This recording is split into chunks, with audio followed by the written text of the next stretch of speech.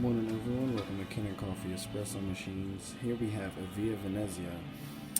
This unit wasn't running any shots when you press the shot button.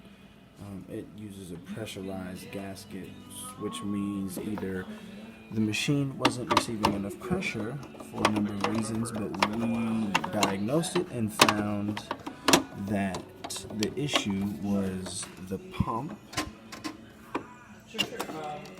So we replaced the pump and gave the machine a tune-up.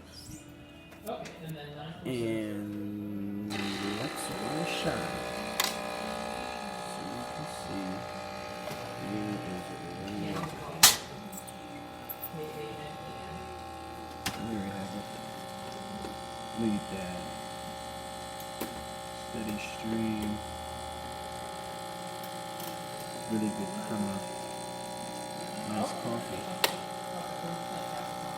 And there you have it. Nice coffee. Yeah, it makes a really good cup of coffee.